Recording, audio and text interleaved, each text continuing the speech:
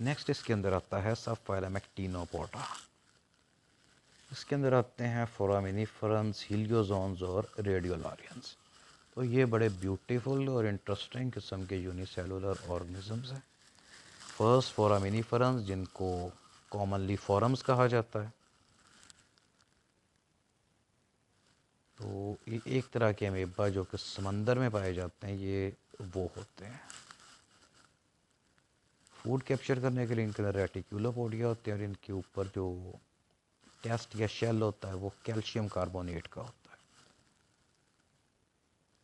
जैसे जैसे इसके सेल का साइज़ ग्रो करता है, ये नए मतलब कि शेल के अंदर नए खाने बनाता जाता है जो कि पुराने चैम्बर्स के साथ अटैच होते हैं। इस तरह मकान में कमरे नए बनते जाते हैं ऐसे। तो इसका जो ये शेल होता है, ये सिमेट्रिकल होता है और इसके ऊपर बड़े खूबसूरत किस्म के ज्योमेट्रिक चैम्बर्स बने होते हैं। देखने के अंदर जिस तरह से स्नेल का शेल होता है उस तरह का लगता है, लेकिन ये होता माइक्रोस्कोपिक है। तो इनमें से कुछ काफ़ी ज़्यादा बड़े हो जाते हैं। एग्जांपल इसकी मार्मेड पैनीज है, ऑस्ट्रेलिया वगैरह के अंदर पाए जाते हैं और इनका डायामीटर कई सेंटीमीटर तक पहुंच जाता है।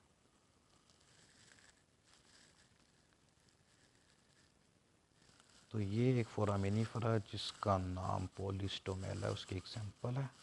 जैसे जैसे बड़ा होता जाता है नए चैम्बर्स बनाता जाता है जो कि पुराने चैम्बर्स के साथ अटैच होते जाते हैं। लाइट माइक्रोस्कोप की पिक्चर है और ये अपने एक्चुअल साइज से 63 टाइम्स बड़ा करके दिखाया गया है। मतलब इसमें होता ये है कि ये एक चैम्बर है, फिर उसके बाद अगला बनता है, अगला अगला अगला, सारे लहदा लहदा आपको नज़र आ रहा है, साथ अटैच रहते हैं और ये बड़े होते जाते हैं। तो स्नेल के शेल की तरह का एक छोटा सा शेल बन जाता है। तो कैम्ब्रियन पीरियड से लेके अब तक फॉसल रिकॉर्ड के अंदर फोरामिनीफरन के बहुत सारे शेल्स मिलते हैं और मेरीन सेडिमेंट यानी कि समंदर की तह में जो मिनरल्स और रॉक्स होते हैं उसका बड़ा हिस्सा इन्हीं के शेल से ही बनता है। तो बाज़ इसकी वजह से मतलब कि ये जो एनिमल तो मर जाता है, इसका जो शेल है खाली रह गया, वो समंदर की तह में डूब जाता है। क्योंकि पानी में बहुत वसी तादाद में पाए जाते हैं, इस वजह से इनके जो डेड शेल्स हैं जमा होते जाते हैं और उससे बड़ी बड़ी रॉक्स बन जाती हैं। तो पास्ट के अंदर लाइमस्टोन के ज़ख़ीरे और एक इससे दूसरी मिनरल बनती है जिसको कोरल कैल्शियम या फिर चॉक कहा जाता है। एक वाइट ऑफ वाइट कलर की मिनरल होती है, ये आपने देखा होगा तोते के पिंजरे में उसको खाने को दिया होता है इसका पीस। तो उसको चॉक कहते हैं, बोर्ड पे लिखने वाला चॉक नहीं है, वो जिप्सम होता है, ये कैल्शियम है। तो इंग्लैंड के अंदर एक इलाका है उसको डोवर कहते हैं, वहाँ पे वाइट क्लिफ यानी कि समंदर के अंदर से वाइट कलर की बड़ी बड़ी पहाड़ियाँ निकली हुई हैं बाहर को, वो यही चॉक के ज़ख़ीरे हैं जो कि फोरामिनीफरन के डेड शेल से बने हैं। और वो जियोलॉजिस्ट यानी कि ज़मीन की साख्त की स्टडी करने वाले जो कि तेल यानी कि पेट्रोलियम की तलाश करते हैं, तो वो इनके फॉसल्स को ही देखते हैं और फिर वो इस बात पे अंदाज़ा लगाते हैं कि इस ज़मीन के अंदर पुराने वाले एनिमल से बना हुआ जो पेट्रोलियम में मौजूद होगा कि नहीं होगा। अगर इनके फॉसल्स मिलते हैं तो इस बेस पे अंदाज़ा लगाते हैं कि इस ज़मीन के अंदर बड़े वाले एनिमल जो उनके बाद आए और प्लांट्स उनके फॉसल्स भी होंगे या नहीं। और वही फिर आगे फिर आपको पता है डिकम्पोज होके कोयला, तेल और गैस वगैरह बनाते हैं। फिर आते हैं हीलियोजोन्स। ये भी एक्वेटिक अमीबा है, या तो प्लैंक्टोनिक यानी कि पानी में फ्री फ्लोटिंग होते हैं, या फिर एक छोटी सी स्टॉक या डंडी के साथ किसी सबस्ट्रेट यानी कि किसी पत्थर या पौधे के साथ चिपके अपनी सारी ज़िंदगी गुजार देते हैं।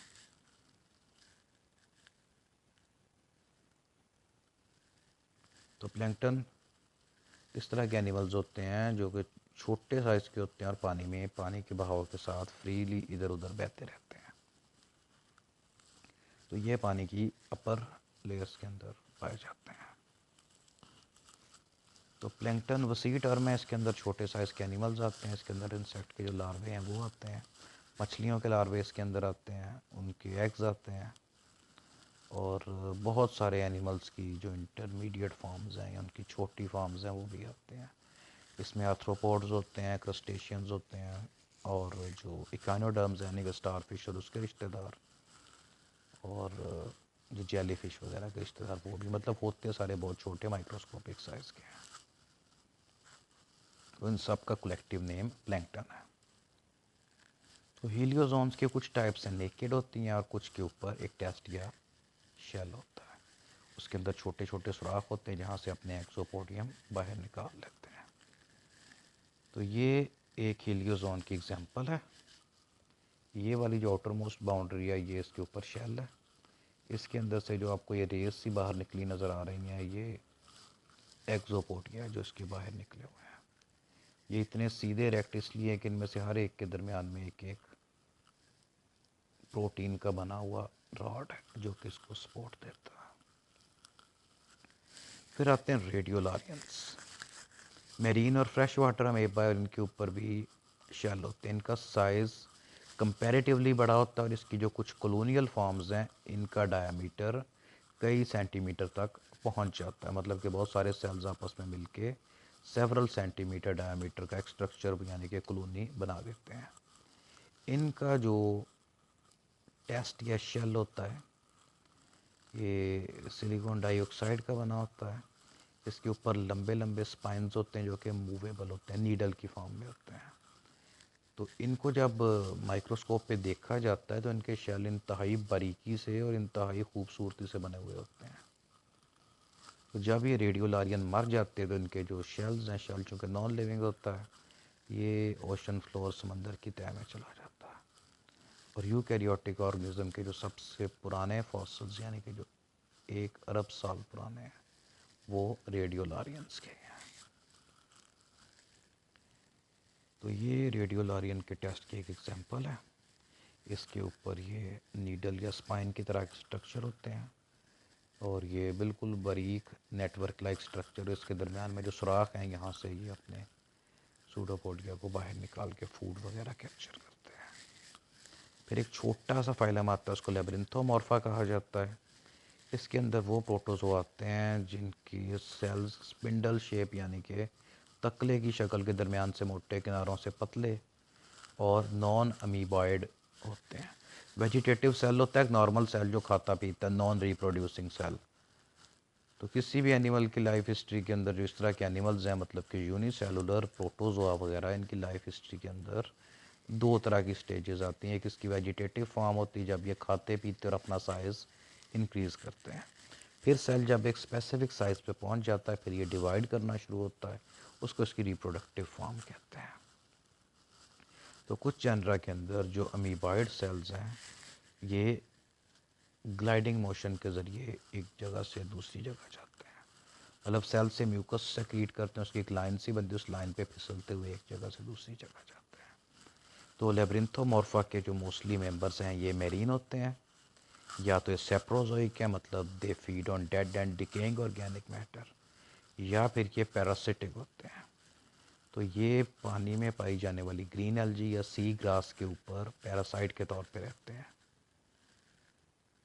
तो अब से कई साल पहले लैब्रिन्थ्यूला जो कि इसकी एक एग्जांपल है, इसने अटलांटिक कोस्ट के एरिया के अंदर ग्रास की एक टाइप थी, उसको ईल ग्रास कहते हैं, मेरीन फ्लावरिंग प्लांट है, उसको पैरासिटाइज किया और उसको पूरे के पूरे को वहाँ से ख़त्म कर दिया। उसका रिज़ल्ट ये निकला कि वो वाली बतखें बहुत सारी जो वहाँ पे रहती थी और उस ग्रास पे फीड करती थी वो भी भूख से मर गए। नेक्स्ट रहता है फाइलम एपीकॉम्प्लेक्सा। तो फाइलम एपीकॉम्प्लेक्सा, एपी का मतलब होता है, एपेक्स का मतलब पॉइंट, कॉम का मतलब टुगेदर और प्लेक्सस का मतलब होता है इंटरवीविंग यानी कि जाल की तरह का स्ट्रक्चर। तो ये सारे के सारे पैरासाइट्स हैं। एपीकॉम्प्लेक्सा में जितने भी मेंबर्स हैं पैरासाइट हैं। इनके सेल के ऊपर एक टॉप के ऊपर एक हिस्सा होता है उसको एपिकल कॉम्प्लेक्स कहते हैं, जिससे होस्ट के सेल में सुराख करके ये अंदर चले जाते हैं। एक ही सिंगल टाइप न्यूक्लियस इनके अंदर पाया जाता है, लोकोमोशन के लिए सीलिया या फ्लेजेला नहीं होते। कुछ इनकी इंटरमीडिएट फॉर्म्स हैं या इनकी रिप्रोडक्टिव स्टेजेस हैं जिनके अंदर लोकोमोशन के लिए फ्लेजेला पाए जाते हैं। लेकिन एडल्ट्स के अंदर नहीं होते। लाइफ साइकिल के अंदर ये सेक्सुअल स्टेजेस भी आती हैं। सेक्सुअल रिप्रोडक्शन के अंदर शाइजोगोनी एंड स्पोरोगोनी, और सेक्सुअल रिप्रोड्यूसिंग स्टेजेस हैं जिनके अंदर गैमीटोगोनी आती है। यानी कि जो इनका इंटरमीडिएट होस्ट होगा उसके अंदर ये शाइजोगोनी और स्पोरोगोनी करेंगे और कम टाइम में अपनी तादाद को बहुत ज़्यादा कर लेंगे। और जो इनका डेफिनेटिव होस्ट है उसके अंदर ये सेक्सुअल रिप्रोडक्शन मतलब कि गैमीटोगोनी, वहाँ से आगे अपनी तादाद इंक्रीज़ करेंगे। तो फर्स्ट क्लास है स्पोरोजोआ। स्पोरोजोआ के अंदर क्लास के अंदर जो नेम है वो इसलिए इसका नाम रखा गया कि इस क्लास के मोस्टली मेंबर्स एक रेजिस्टेंट स्पोर या ओसिस्ट बनाते हैं। तो सेक्सुअल रिप्रोडक्शन के बाद इसमें जो सेल बनता है उसको ओसिस्ट कहा जाता है। इस क्लास के कुछ मेंबर जिसके अंदर बदनाम ज़माना प्लाज्मोडियम आता है जो कि मलेरिया की बीमारी पैदा करता है, और कॉक्सीडियंस आते हैं जो कि कॉक्सीडोसिस की बीमारी पैदा करते हैं। ये इंसानों के अंदर और जो डोमेस्टिक एनिमल्स उनके अंदर डिफरेंट डिजीज़ कॉज करते हैं, लाइक मलेरिया एंड कॉक्सीडोसिस। तो स्पोरोजोन्स का जो लाइफस्टाइल, इसके अंदर काफ़ी ज़्यादा वैरायटी पाई जाती है, लेकिन इसमें कुछ चीज़ें हैं जो कि इन सब के लाइफस्टाइल के अंदर आती हैं। ये इंट्रा सेलुलर पैरासाइट्स यानी कि सेल्स के अंदर रहने वाले पैरासाइट हैं, और इनके लाइफ साइकिल के अंदर जनरली 3 फेजेस आते हैं, 3 दौरानियाँ। शाइजोगोनी जो कि मल्टीपल फिशन वाली ये सेक्सुअल स्टेज है। ये इसलिए करते हैं कि कम टाइम के अंदर अपने जैसे बहुत सारे इंडिविजुअल्स को तैयार कर सकें। उन इंडिविजुअल्स को मीरोजोइट्स कहा जाता है।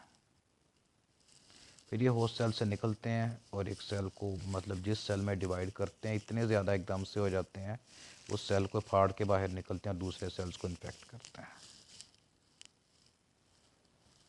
तो शाइजोगोनी जिसके अंदर मीरोजोइट्स बनते हैं उसको मीरोगोनी भी कहा जाता है, यानी कि शाइजोगोनी का ही ये दूसरा नाम है।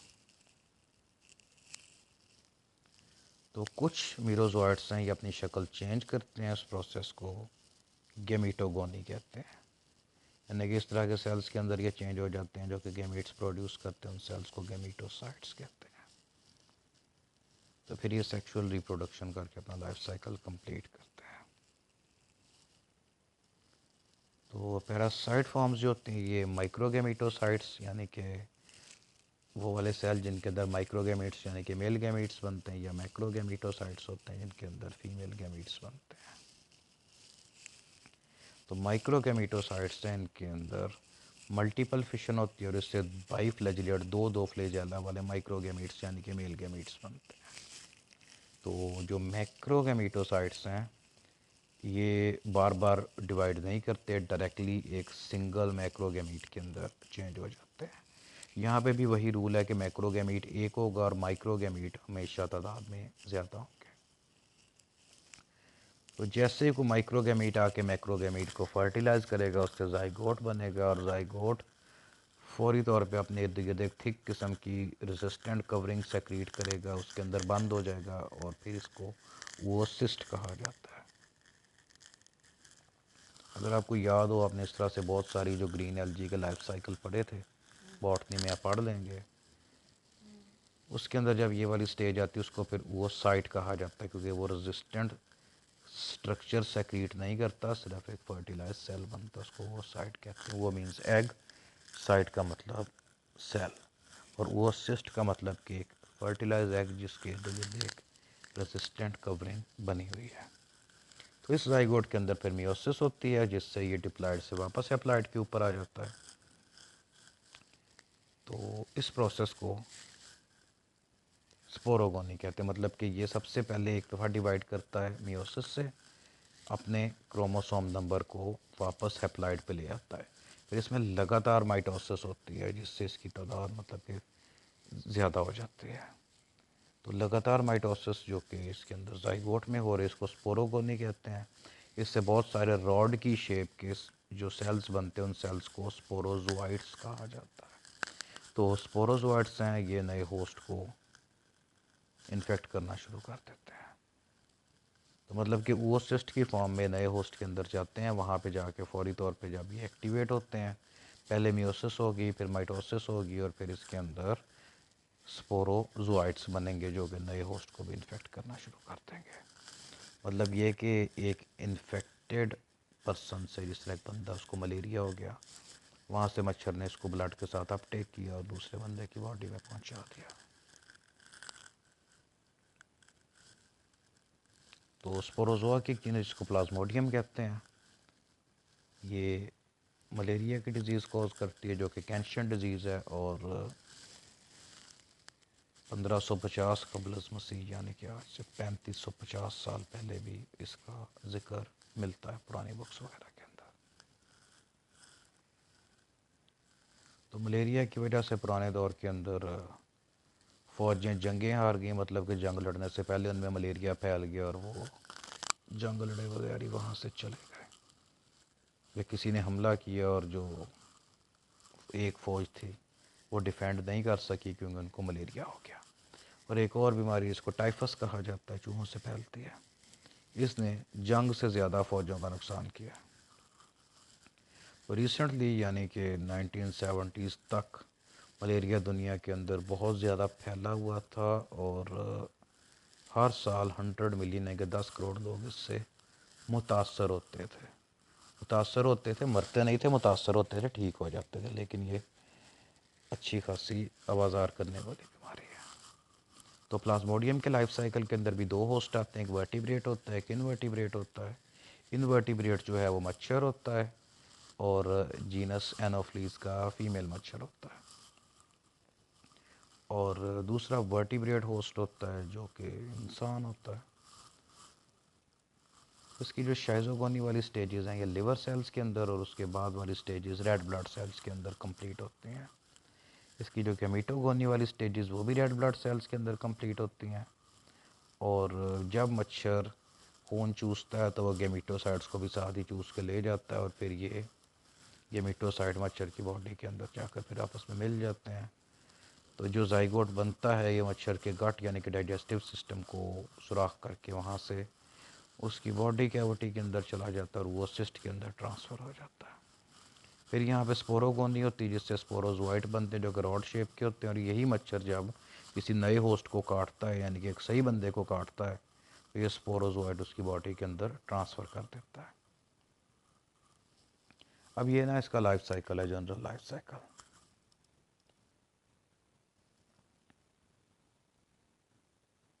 फॉर एग्ज़ाम्पल यहाँ से मच्छर है तो मच्छर के अंदर ये स्पोरोजोइट्स हैं जो उसने इंसान में ट्रांसफ़र करती है।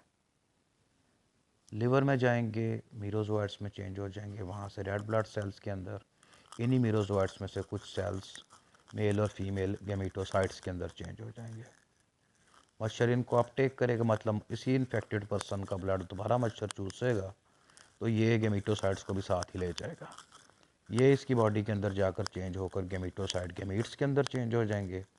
मेल और फीमेल गेमीट आपस में फ्यूज़ होकर जाइगोट बनेगा, और जो जाइगोट है ये मच्छर की डाइजेस्टिव सिस्टम को पेनिट्रेट करके उसकी बॉडी में चला जाएगा वो सिस्ट, और फिर ये वहाँ से ट्रांसफ़र होकर मच्छर के स्लाइवरी ग्लैंड्स के अंदर आ जाएगा।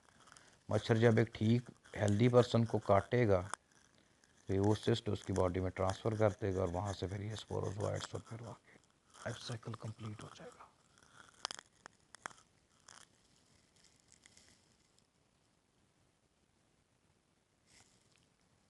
तो मलेरिया के जो सिम्टम्स हैं इसके अंदर मतलब कि पीरियोडिकली रीकर बार बार आते हैं, और इस कंडीशन को पैरोक्सिज्म कहा जाता है।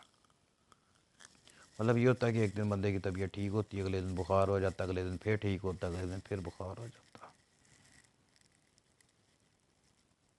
तो इसके अंदर ये एक और कंडीशन की इसकी मतलब निशानी बीमारी की है कि इसमें बुखार हो जाता है, शदीद ठंड लगती है। मतलब गर्मियों के अंदर भी मलेरिया हो जाएगा तो शदीद ठंड लगेगी तब भी। रीज़न इसका ये होता है कि ये जो पैरासाइट है ये रेड ब्लड सेल्स के अंदर डिवाइड करते हैं और उन सेल्स को फाड़ देते हैं, जिसकी वजह से रेड ब्लड सेल्स की तादाद में कमी हो जाती है। तो ब्लड सेल्स हमारी बॉडी के अंदर ऑक्सीजन वगैरह को भी ट्रांसपोर्ट करते हैं और बॉडी का टेम्परेचर भी मेंटेन रखते हैं। तो जब टेम्परेचर मेंटेन नहीं होगा तो फिर ठंड लगनी शुरू हो जाएगी। तो प्लाज्मोडियम की 4 स्पीशीज़ हैं जो कि इंसान में मलेरिया पैदा करती हैं, 4 याद रखनी हैं। इसके अंदर प्लाज्मोडियम विवेक्स है। इसके जो बीमारी के पैरोक्सिज्म, इसका दौरानिया 48 घंटे बाद दोबारा से मतलब कंडीशंस वैसी हो जाती हैं। ये स्पीशीज़ पाई जाती है टेम्परेट रीजन के अंदर, मतलब कि जो ठंडे मुल्क हैं वहाँ पे पाई जाती है, और ये दुनिया के मोस्टली हिस्सों में तकरीबन सिरे से ख़त्म कर दी गई। प्लाज्मोडियम फाल्कीपेरम जो कि फेमस है, ये ज़्यादा मलेरिया इसी की वजह से होता है। इसके जो पैरोक्सिज़म्स हैं ये इरेगुलरली होते हैं, और पहले ये पूरी दुनिया में फैला होता था, लेकिन अब ये ट्रॉपिकल और सब ट्रॉपिकल इलाकों में, यानी कि गर्म मरतूब इलाके हैं या गर्म इन्वायरमेंट वाले जो मुल्क हैं जिस तरह से पाकिस्तान वगैरह, वहाँ पे पाया जाता है। तो इंसानी हिस्ट्री में जितनी बीमारियाँ आईं और जिनसे बहुत ज़्यादा लोग मरे, उनमें मलेरिया सरे फहरिस्त है। और याद रखना कि अगर कोई आपसे क्वेश्चन पूछे कि वो कौन सा जानवर है जिसकी वजह से सबसे ज़्यादा इंसान मरे, तो वो मच्छर है जिसकी वजह से मलेरिया फैला और बहुत सारे इंसान मरे। तो इतने इंसान दुनिया में और किसी जानवर ने नहीं मारे जितने मच्छर ने मारे हैं। उसके बाद इसके आगे है प्लाज्मोडियम मलेरियाई, जो कि सारी दुनिया में पाया जाता है, और इसके जो पैरोक्सिज़म्स हैं 72 घंटे के बाद होते हैं। और चौथा है प्लाज्मोडियम ओवेल, जो कि इसकी सबसे रेयर टाइप होती है, और ये भी ट्रॉपिकल रीजन्स के अंदर, गर्म मरतूब इलाकों के अंदर पाई जाती है, यानी कि जो कंट्रीज़ इक्वेटर के ऊपर ऊपर आती हैं। इसके अलावा मलेरिया के अलावा और बीमारियां पैदा करने वाले पैरासाइट भी इस ग्रुप के अंदर आते हैं। इसके अंदर कोक्सीडोसिस है, जो कि पोल्ट्री यानी कि मुर्गियों वगैरह की, शीप, कैटल, मवेशी होते हैं, गाय भैंस बकरी, और खरगोश, जो पालतू खरगोश या किसी ने फार्म बना के खरगोश रखे हुए हैं, वहाँ की बीमारी है। इसकी 2 जनर हैं, एक आइसोस्पोरिया है और एक आइमेरिया है। ये पोल्ट्री के पैरासाइट्स हैं। तो चूँकि बुक अमेरिकन है, अमेरिकन एग्जाम्पल देंगे, तो हर साल कोक्सीडोसिस की वजह से यूएसए के अंदर $35 मिलियन, यानी कि $3.5 करोड़ का नुकसान होता है। एक और कोक्सीडियन जिसको क्रिप्टोस्पोरिडियम कहा जाता है, ये एड्स के साथ, मतलब पहले भी पाया जाता था, लेकिन जबकि एड्स बीमारी आई है 1980s के दौर की, उस वक्त से इसकी मेडिकल इंपॉर्टेंस इसलिए इंक्रीज़ हो गई कि ये एड्स के पेशेंट के अंदर डायरिया पैदा करता है, जो कि फिर ठीक नहीं होता। और ये वाहिद प्रोटोजोआ है जो कि क्लोरीनेशन, यानी कि क्लोरीन की हाई डोज देने से भी नहीं मरता। मतलब पानी में डिफरेंट किस्म के जरासीम जिनको कहते हैं, यानी कि वायरस, बैक्टीरिया और प्रोटोजोआ वगैरह अगर पाए जाते हैं और पानी में क्लोरीन शामिल कर दी जाए तो ये उससे मर जाते हैं। लेकिन ये जो है क्रिप्टोस्पोरिडियम, ये ऐसा डीट है कि इसके ऊपर क्लोरीन का असर भी नहीं होता, ये बच जाता है।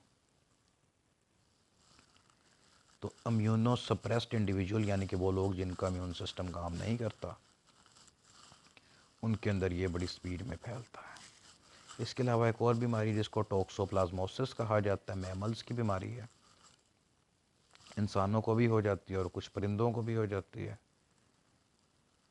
तो ये कैट से फैलती है, टोक्सोप्लाज्मा इसका कॉजेटिव एजेंट है, और ये इंसान तक तब आती है कि अगर कैट के फीसेस इंसान की फूड के साथ को मिक्सअप हो जाए, या फिर उनके अंदर जो oocyst होते हैं वो किसी तरह से इंसान निगल ले, या इस तरह का गोश्त जिसके अंदर इसके मीरोजोइड्स जिनके ऊपर सिस्ट बने हुए हैं वो पुअरली कुकड या कच्चा खा लिया जाए।